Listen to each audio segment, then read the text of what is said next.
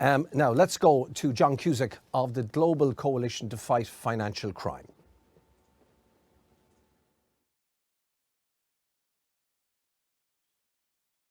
Good afternoon.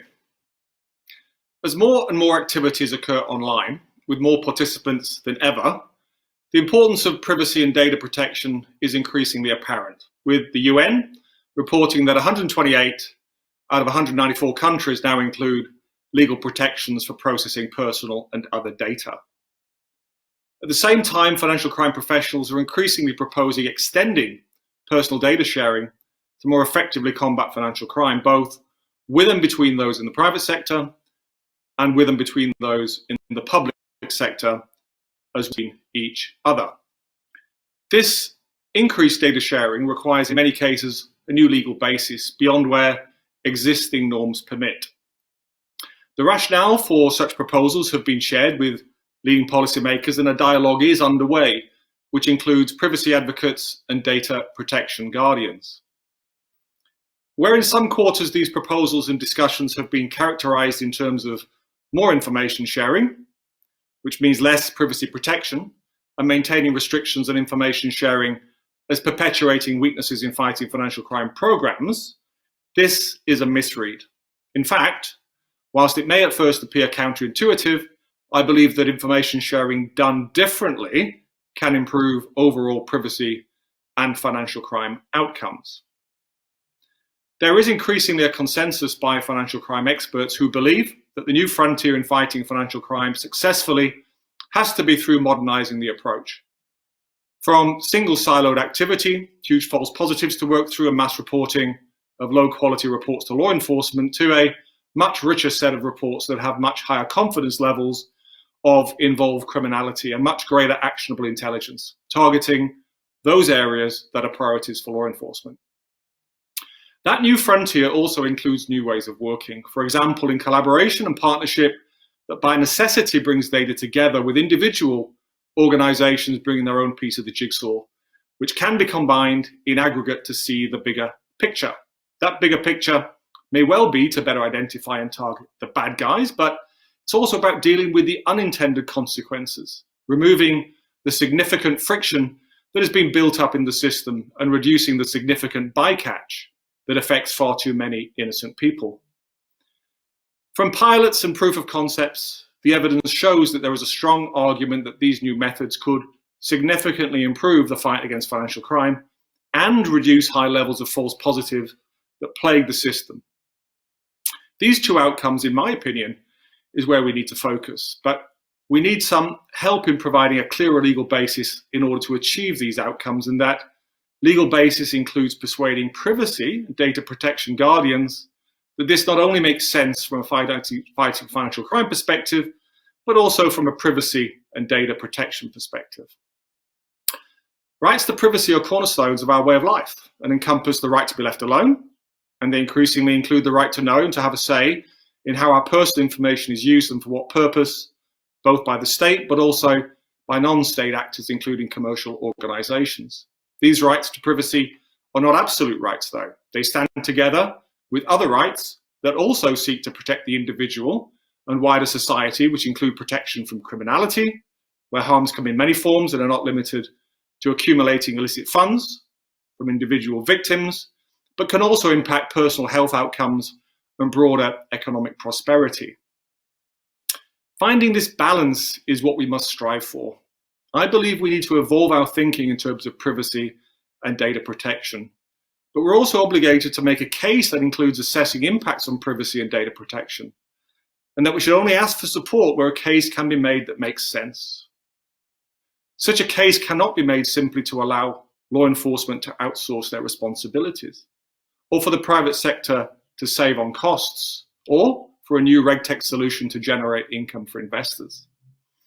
A case may not even be made if it resulted in the arrest of a small number of additional criminals, or even if it prevented a single terrorist event, though we may have a heavy conscience after such an event, and the victims and their relatives may ask searching questions of us all. For a case to be made, the benefits should be substantial, and safeguards need to be in place to mitigate any risks to privacy And in all cases, we need to continue to apply reasonable and proportionate data protection measures. This should all be done transparently and subject to relevant oversight and assurance.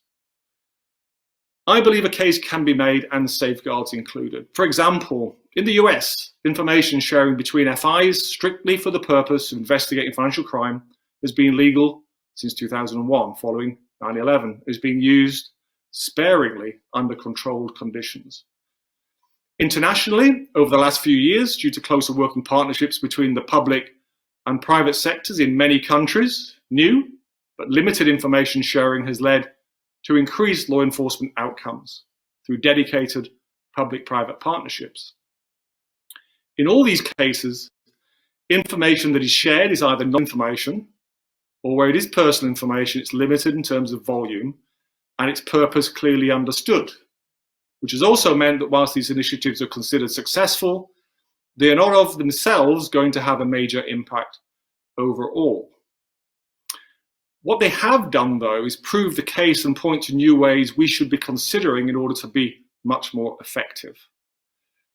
But is different types of information sharing, for example, between private sector organizations to fight financial crime and with law enforcement, also good for our privacy and data protection rights? I believe it is.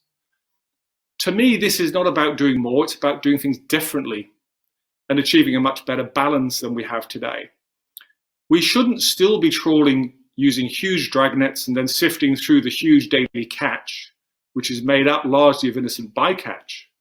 That applies as much to transaction monitoring as it does to name and sanction screening. That is not good for our privacy rights.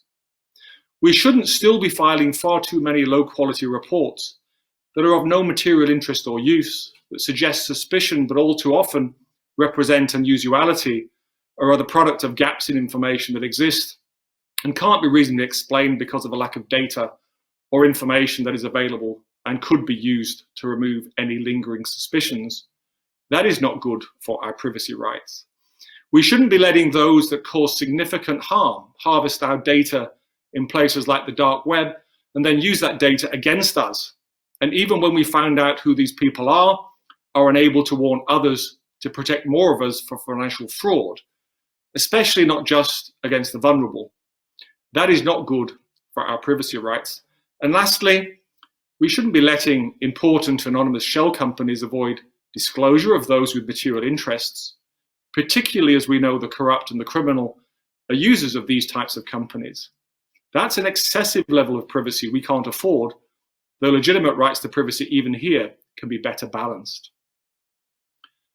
By modernizing the fight against financial crime, we are focusing on being more effective. In order to be more effective, we need to do information sharing differently. As we do more of what makes sense, we also need to do less of what doesn't. I believe those that advocate for reforming the fight against financial crime also need to be privacy advocates. There are too many calls for reform that simply haven't thought through the implications that, for example, data pooling proposals or mass information sharing suggestions would have on the privacy and data protection landscape. For those that have and suggest the right balance, we'll make more progress. Remember, these are not opposing positions. I also believe that privacy guardians should also consider joining the chorus for fighting financial crime reform that includes adjustments to privacy rights with safeguards that make sense. What works best is when we find the right balance. We don't have it right now, and it's good to have this conversation and the opportunity to contribute to this debate. Thank you. Thank you, John Cusack of the Global Coalition to Fight Financial Crime.